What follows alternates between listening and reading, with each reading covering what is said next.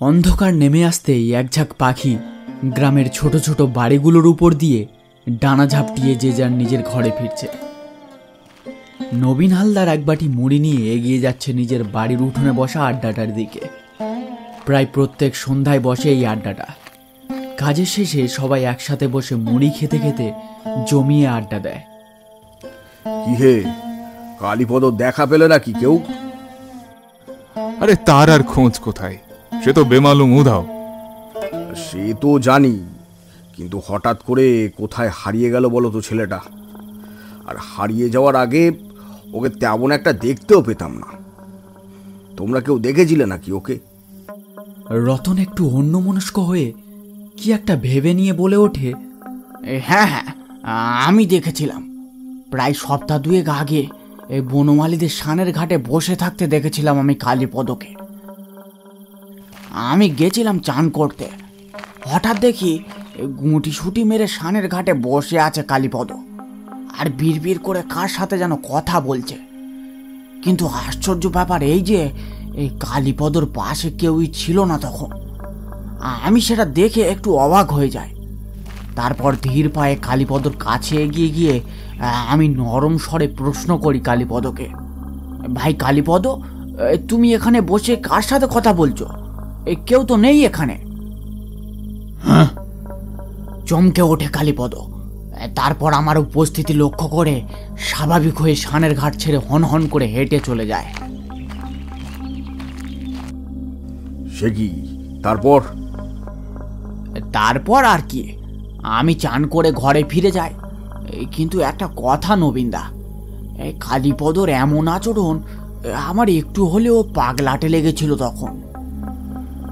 ভালো ছেলেটাকে পাগল বানিয়ে দিও না হে রতন। আরে আমি কি ইচ্ছে করে ওকে পাগল বানাতে চাইছি নাকি? আমি যা দেখেছি সেটাই বলেছি তোমাদের কাছে। পরিস্থিতি উল্টো দিকে যাচ্ছে দেখে যদুনাপিত কাজের প্রসঙ্গ তুলে ভানুকে জিজ্ঞেস করে, কি হ্যাঁ ভানু, তোমার কাজ কেমন চলছে?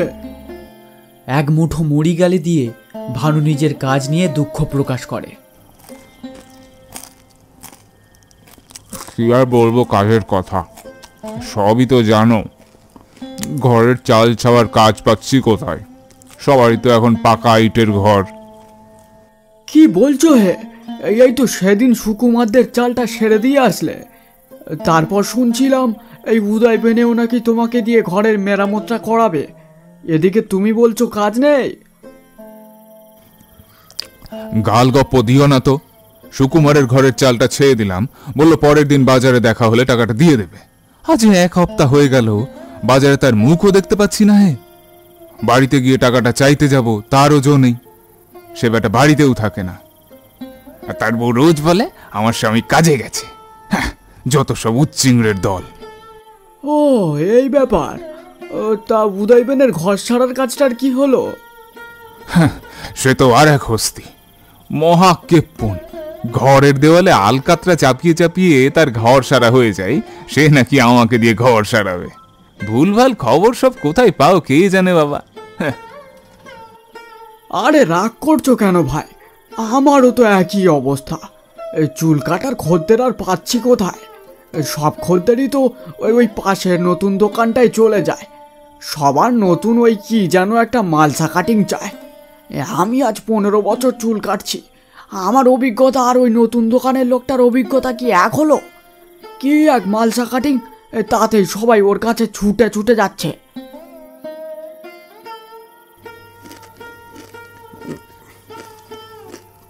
যা বলেছো ভাই, সব নতুন নতুন কায়দায় সব চুল কাটাই। মাথার মাঝখানে মালসা আর দুধারে খোলসা।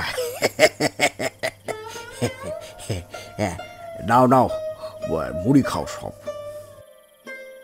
মুড়ির সাথে বেশ জমে উঠতে শুরু করেছে আড্ডাটা। তার সাথে নবীন হালদারের ইয়ার্কি। ঠান্ডা শীতল বাতাস বইছে নবীন হালদারের উঠোনে। আড্ডার মাঝখানে বসানো লণ্ঠনের আলোটা কেঁপে কেঁপে জ্বলছে। এমন সময় একটা কালো মূর্তি ধীর পায়ে এগিয়ে যায় আড্ডাটার দিকে। ওদের সামনে গিয়ে স্থির হয়ে দাঁড়িয়ে যায় মূর্তিটা। লণ্ঠনের আলোয় দৃশ্যমান হয়ে ফুটে ওঠে আবছায়া মূর্তিটা। নবীন হালদার মূর্তিটার উপস্থিতি লক্ষ্য করে একটু চমকে ওঠে। কালী, তুই হঠাৎ কোত্থেকে এলি? কোথায় ছিলি এতদিন? স্থির হয়ে দাঁড়িয়ে থাকা লোকটা কোনো জবাব দেয় না। ততক্ষণে সবাই খেয়াল করে লোকটাকে। লোকটার কাঁধে একটা ঝোলা। সবাই তাকে দেখে চিনতে পেরে আকস্মিক ভয় পেয়ে যায়। হ্যাঁ, এই যে কালীপদ। কিন্তু এ কি হাল হয়েছে তার? চোখ কোটরে ঢুকে গেছে, মুখ ভর্তি দাড়ি, তাকে চিনতেই পারা যাচ্ছে না। এ কি, দাঁড়িয়ে আছো কেন হে? এসে এসে বসো ভাই।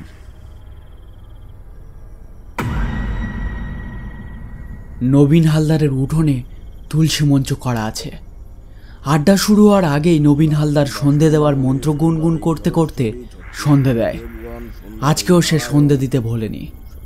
গুনগুন করতে করতে সন্ধে দিয়েছিল সে। তুলসী মঞ্চের উপর প্রদীপটা মিটিমিটি জ্বলছিল।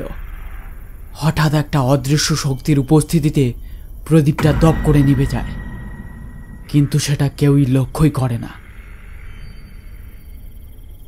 কালীপদ বসে পড়তেই সবাই তার দিকে সন্দেহজনক দৃষ্টিতে তাকিয়ে থাকে। সে কি সত্যিই মানসিক ভারসাম্য হারিয়ে ফেলেছে? এটাই সবার মনের মধ্যে ঘুরপাক খাচ্ছে। হঠাৎ নিস্তব্ধতা ভঙ্গ করে কালীপদ এক প্রকার দাঁত চেপে বলে ওঠে, তোমরা আমায় পাগল ভাবছো নাকি? যদি সেটাই ভেবে থাকো, কিছু ভুল ভাবছো না তোমরা। আমি এখন এক প্রকার পাগলই হয়ে গেছি। এই কথা শুনে রতন ভানুর দিকে তাকিয়ে মুচকি হেসে ওঠে। কিন্তু ভানু তখন কালীপদর দিকে তাকিয়েছিল। সে রতনের এমন আচরণ খেয়াল করেনি। এমন বলছো কেন হে কালী? কি হয়েছে তোমার? আর এতদিন কোথায় উধাও হয়ে ছিলে তুমি? সব কথা খুলে বলো তো ভাই। বলছি অনেক কিছু বলার আছে তোমাদের কাছে, কিন্তু তার আগে একটু জল দাও তো। আমার বড্ড জল তেষ্টা পেয়েছে। দাঁড়াও। কালীপদ নিজের ঝোলা থেকে একটা ঘটি বের করে। এই নাও, এই ঘটিতে করে আমায় একটু জল দাও ভাই। কালীপদর ঘটিটা থেকে একটা লাল আলোর ছটা বের হচ্ছে।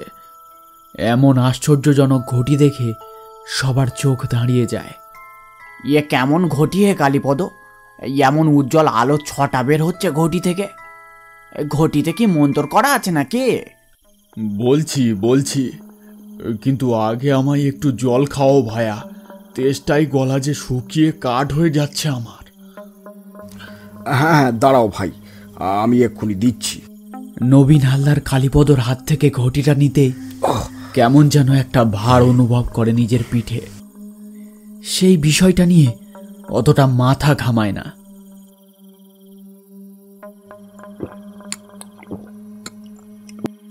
জল খাওয়া শেষ করে কালীপদ স্বস্তির নিঃশ্বাস ফেলে। উফ, শান্তি। সবাই নিষ্ফলক চোখে তাকিয়ে আছে কালীপদর হাতের দিকে। ধীরে ধীরে ঘটি থেকে বের হওয়া লাল আলোক রশ্মিটা অদৃশ্য হয়ে যায়। এ কি, ঘটির আলোটা মিলিয়ে গেল? কি হচ্ছে কিছুই তো বুঝতে পারছি না হে কালী। তুমি কিছু বলো। হ্যাঁ ভাই কালী, তুমি আর চুপ করে থেকো না। তোমার এমন হাল হলো কিভাবে? আর এ কেমন আশ্চর্য ঘটি? সব খুলে বলো তো ভাই আমাদের কাছে। কালীপদ ঘটিটা আড্ডার মাঝখানে রেখে হালকা স্বস্তির নিঃশ্বাস ছাড়ে। তারপর আবার দাঁত চেপে ধীর গলায় বলতে শুরু করে। দিন 15 আগের ঘটনা। সন্ধ্যের দিকে আমি বাড়ির দাবায় বসে হুঁকোতে তামাক খাচ্ছিলাম। মন মেজাজ তেমন ভালো ছিল না আমার। মহাজনের চড়া সুদের ধার বাকি। ধার শোধ না করলে বাড়ি দখল নেবে সে। এইসব চিন্তা মাথার মধ্যে চলছিল। এমন সময় একটা হাড় গিলে বুড়ো লোক আমার বাড়ির সামনে এসে দাঁড়ায়।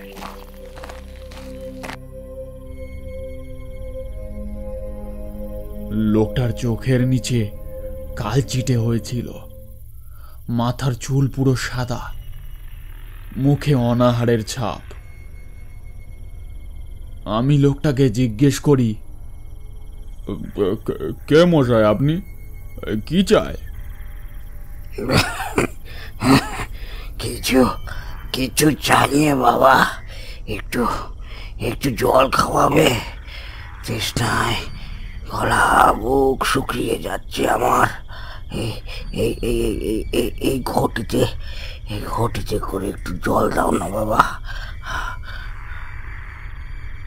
লোকটার হাতে ধরা ঘটিটা দেখে আমি অবাক হয়ে যাই। ঘটি থেকে উজ্জ্বল লাল আলো বের হচ্ছিল, ঠিক ঠিক একটু আগে তোমরা যেমন আলো দেখতে পেয়েছিলে আমার ঘটিটা থেকে, সেই একই রকম আলো আমিও দেখেছিলাম। আমি লোকটার দিকে ভালো করে দেখলাম। তাকে দেখে জাদুকর বা অলৌকিক শক্তির অধিকারী মনে হলো না আমার। মনে একটা কৌতূহল জেগেছিল যে লোকটাকে জিজ্ঞেস করি এ কেমন ঘটি, কিন্তু সাহস হয়ে ওঠেনি। আমি লোকটার হাত থেকে ঘটিটা নিতেই আমার পিঠে প্রচণ্ড একটা বোঝা অনুভব করি, কিন্তু কিন্তু আমি তখন সেই বিষয়টা নিয়ে অতটা না ভেবে ঘটিতে জল ভরে বুড়ো লোকটার দিকে এগিয়ে দিই। ঢক ঢক করে জল খাওয়া শেষ করে লোকটি ঘটিটা আমার দিকে এগিয়ে দেয়। আশ্চর্য হয়ে যায় আমি। লোকটার জল খাওয়া শেষ হতেই ঘটি থেকে বের হওয়া সেই লাল আলো মিলিয়ে যায়। কিন্তু লোকটা ঘটিটা আমার দিকে কেন এগিয়ে দিলেন? ঘটিটা তো আমার নয়। তাহলে এ কি মশাই, ঘটিটা আমার দিকে এগিয়ে দিলেন যে বড়, আরো জল খাবেন নাকি? না, আর জল খাবো না বাবা। এই ঘটিটা এখন থেকে তোমার, তুমি এখন এই ঘটির মালিক। সে কি, আমি ঘটির মালিক হতে যাব কেন? এই ঘটিটা কি সোনার ঘটি নাকি যে আমায় দিয়ে দিচ্ছেন? সোনার থেকেও মূল্যবান এই ঘটি। তুমি না নিলেও এই ঘটি তোমার পিছু ছাড়বে না আর। আমি যখন ঘটিটা তোমার হাতে দিই তখন তুমি কিছু অনুভব করনি? আমি চমকে উঠলাম। হ্যাঁ, কিছুক্ষণ আগেই ঘটিটা হাতে নিতেই আমার কাঁধে একটা বোঝা অনুভব করেছিলাম আমি। কিন্তু কিন্তু এই বুড়ো লোকটা সেটা জানলো কিভাবে? আমি তো তাকে বলিনি। তাহলে তোমার কাঁধে এখন চেপে বসে আছে প্রেত চক্ষু। তুমি তাকে দেখতে পাবে, কিন্তু কিন্তু সে যখন চাইবে তখনই তুমি তার কাছে যা চাইবে তাই পাবে, কিন্তু ভালো কিছু পাবে না। সোনা দানা সম্পত্তি সে দেবে না।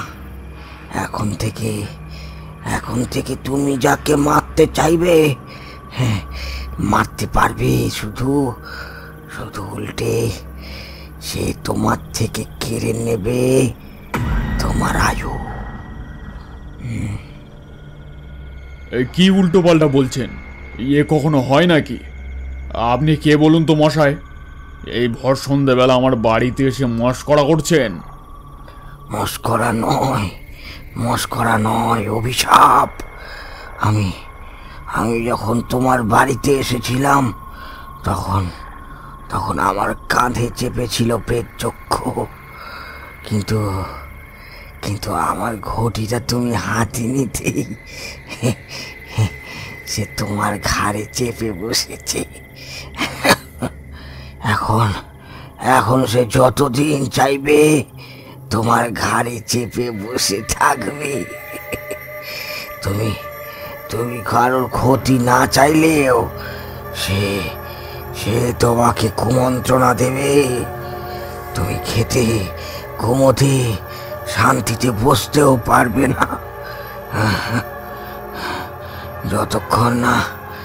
যতক্ষণ না সে তোমার সম্পূর্ণ আয়ু না কেড়ে নেয়। হ্যাঁ, আর তুমি যতক্ষণ না এই ঘটি অন্য কাউকে স্থানান্তর করো, ততক্ষণ তোমার এই যজ্ঞের থেকে মুক্তি নেই, মুক্তি নেই, মুক্তি নেই। আমি মন্ত্রমুগ্ধের মতো তার কথা শুনছিলাম। এমন সময় আমার বাড়ির ভিতর থেকে খুটখাট কিছু পড়ার শব্দ পাই। আচম্বিতে আমার ঘাড় ঘুরে যায় লোকটার দিক থেকে। কানের কাছে একটা শব্দ শুনতে পাই। কেউ যেন গম্ভীর আর পেঁচানো গলায় আমার কানের কাছে এসে বলে গেল, বিড়াল, বিড়াল, তোর রান্নাঘরে বিড়াল। ঘাড় ঘুরিয়ে সামনে তাকিয়ে দেখি কেউ নেই। লোকটা বেমালুম উধাও। মনে হলো এই ভর সন্ধেবেলা কি আমি দাঁড়িয়ে দাঁড়িয়ে স্বপ্ন দেখছিলাম নাকি?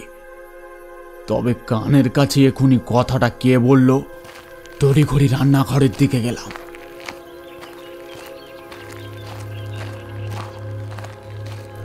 রান্নাঘরে গিয়ে দেখি রান্নার প্রয়োজনীয় সামগ্রিক সব ছড়ানো, থালা বাসন হাঁড়ি উল্টানো। ঘরের এক কোণে একটা কালো বিড়ালকে দেখলাম। বিড়ালটা আমার উপস্থিতি বুঝতে পেরে এক লাফে জানালা দিয়ে বেরিয়ে যায়। মনে মনে প্রচণ্ড রাগ হয় বিড়ালটার উপর। আচম্বিতে রাগের মাথায় আমার মুখ থেকে বেরিয়ে আসে, এই ভর সন্ধেবেলায় আমার কাজ বাড়িয়ে দিল হে। ছে ছে ছে, কি অবস্থা করেছে বিড়ালের বাচ্চাটা!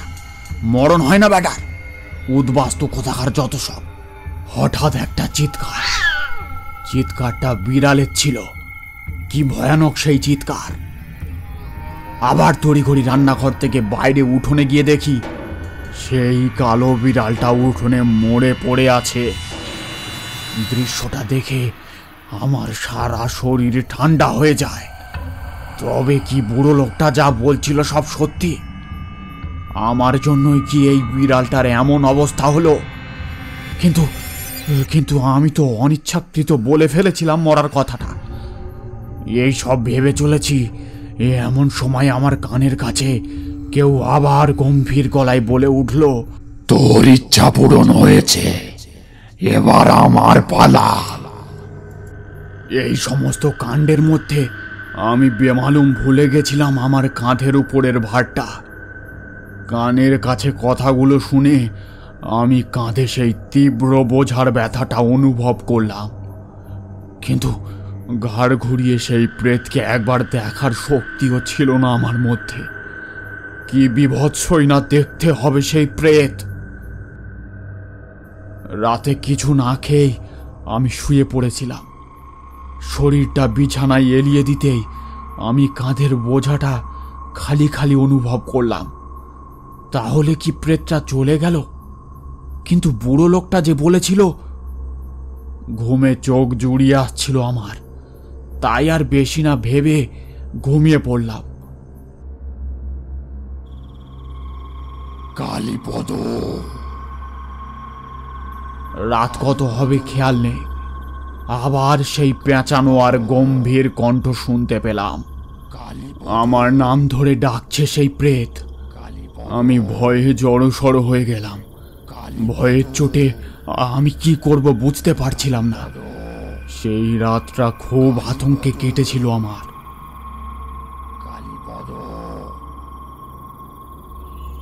সকালবেলা আমি বাড়ির দাবায় বসে ভাবছিলাম এই প্রেতের হাত থেকে নিস্তার কিভাবে পাওয়া যায়।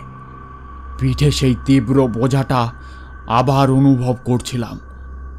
বেশ কিছুক্ষণ বসেছিলাম দাবায়। এমন সময় মহাজন আমার বাড়ির সামনে এসে দাঁড়ায়। কি রে কালী, ব্যাপার কি তোর? কি মতলব এটেছিস? সুদ তো দূরের কথা, আসল টাকাটাও এখনো পেলাম না। আমি মরে গেলে তারপর দিবি নাকি? আমার মাথায় রাগ চেপে গেল। মনে মনে ভাবলাম, এই সুদখোর হতচ্ছাড়াটা মরতে পারে না, মরলেই বাঁচি। এমন সময় মহাজন কিছু বলতে যাচ্ছিল, কিন্তু হঠাৎ তাকে কেউ মাটি থেকে শূন্যে তুলে ধরে। যেন একটা অদৃশ্য শক্তি তার গলা ধরে তাকে চাকিয়ে তুলেছে শূন্যে। তারপর তাকে ছিটকে ফেলে দেয়। মহাজন গাছের গায়ে ধাক্কা খেয়ে ধপ করে মাটিতে পড়ে যায়। খানিকক্ষণ সব নিস্তব্ধ। আমি বুঝতে পারলাম ব্যাপারটা। পিঠের সেই তীব্র ভারটার সাথে কানের কাছে একটা ফিসফিসে হাসি শুনতে পারছিলাম আমি। মহাজনের দেহটাকে একটা বস্তায় ভরে বাড়ির দাবায় বসে অন্ধকারের অপেক্ষা করতে থাকি আমি। অন্ধকার নেমে আসতেই আমি বস্তাটা মাথায় নিয়ে চলে যাই মৃতদেহটাকে এমন একটা জায়গায় ফেলে আসতে যেখান থেকে তার আর কখনো খোঁজ না পাওয়া যায়।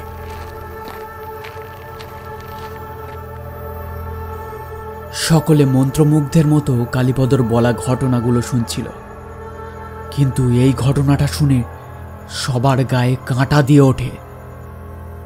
তার মানে তুমি মহাজনকে নিখোঁজ করেছ? সে করে করুকগে, মহাজন কি ভালো লোক ছিল নাকি? ব্যাটা সুদখোর বজ্জাত। তা যাকে, সে যা হয়েছে ভালো হয়েছে। কিন্তু তারপর কি হলো কালী? চুপ কেন হয়ে গেলে তুমি? তারপর কি ঘটলো সব বলো।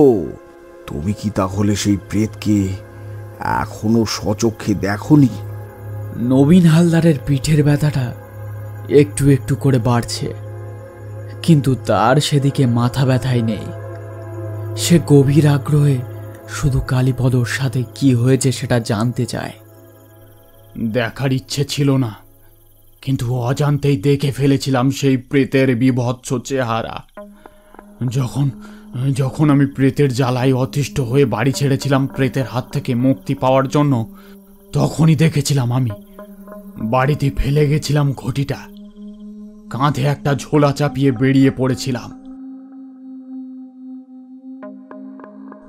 ভেবেছিলাম ভিক্ষে করে খাবো তাও ভালো, কিন্তু প্রেতের হাত থেকে রেহাই পেলে বেঁচে যাব। কিন্তু সেটা আমার ভুল ধারণা ছিল। যাযাবরের মতো এখানে ওখানে ঘুরেছি, ভিক্ষা করেছি। তারপর একদিন প্রচণ্ড ক্লান্তিতে একটা পুকুর ঘাটে বসেছিলাম। বসে বসে ভাবছিলাম এবার হয়তো মুক্তি পেলাম সেই প্রেতের হাত থেকে। এইসব ভাবছিলাম, এমন সময় হঠাৎ কানে একটা কণ্ঠ শুনতে পেলাম। জলের দিকে তাকিয়ে দেখতেই চমকে উঠলাম। জলের উপর দৃশ্যমান আমারই প্রতিচ্ছবি আমার সাথে কথা বলছে। কিরে কালীপদ, ভেবেছিস মুক্তি পেয়ে যাবি আমার থেকে? সেটা কখনোই হবে না। তোর মৃত্যু ঘনিয়ে এসেছে, তুই মরবি, কিন্তু তোর পিছু আমি ছাড়ব না। তোর আয়ু কেড়ে নিয়ে তোর আত্মাকে বন্দি করে রাখবো আমার ঘটিতে। তুই মরবি, তুই মরবি। আমি প্রেতের হাত থেকে মুক্তি পেয়ে গেছি। দেখ, আমার কাছে ঘটি নেই, আমি ঘটি ফেলে এসেছি। কথাটা বলতে বলতে হঠাৎই আমার খেয়াল হলো আমি কাকে মরতে বললাম। জলের উপর তো আমারই প্রতিচ্ছবি ফুটে আছে। ভয়ে গায়ে কাঁটা দিয়ে উঠলো আমার। উত্তেজনার বশে আমি কি বলে ফেললাম। জলের উপরে থাকা আমার প্রতিচ্ছবিটা ধীরে ধীরে মিলিয়ে যেতে শুরু করে, আর ফুটে ওঠে এক বীভৎসরূপী প্রেতের প্রতিচ্ছবি। কি বীভৎস তার মুখ, মাথার চুল পুরো সাদা। প্রেতটা ব্যঙ্গ করে আমাকেই উদ্দেশ্য করে গম্ভীর কণ্ঠে এসে চলেছে। এমন সময় আমার মুখের উপর একটা লাল আলোর ছটা এসে পড়ে। আলোটাকে অনুসরণ করে পাশে তাকিয়ে দেখি আমার ছোলার পাশেই রাখা আছে সেই অভিশপ্ত ঘটিটা, আর সেটা থেকেই লাল আলোর ছটা বেরিয়ে আসছে। কানের কাছে শুনতে পাচ্ছিলাম সেই প্রেতের তীব্র ব্যঙ্গের হাসি।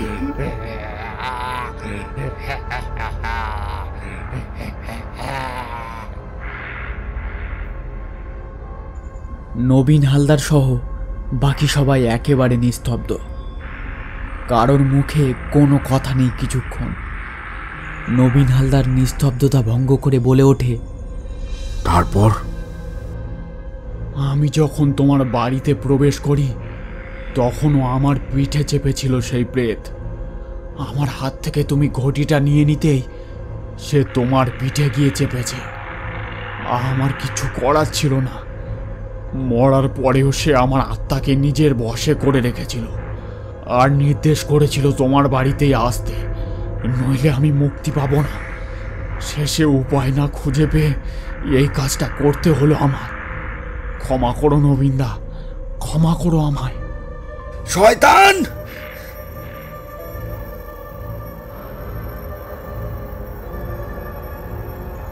নবীন হালদারের বাড়িতে বসা আড্ডার এখানেই ইতি পড়ে যায়। সবাই পালিয়ে যায় নবীন হালদারের বাড়ি ছেড়ে। শুধু একা নবীন হালদার নিচের উঠোনে পাতা মাদুরের উপরে বসে থাকে মূর্তির মতো। আর তার পাশে পড়ে থাকে সেই অভিশপ্ত ঘটি।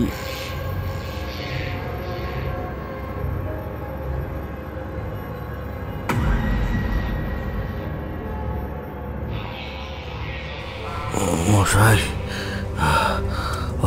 অনেক দূর থেকে আসছি।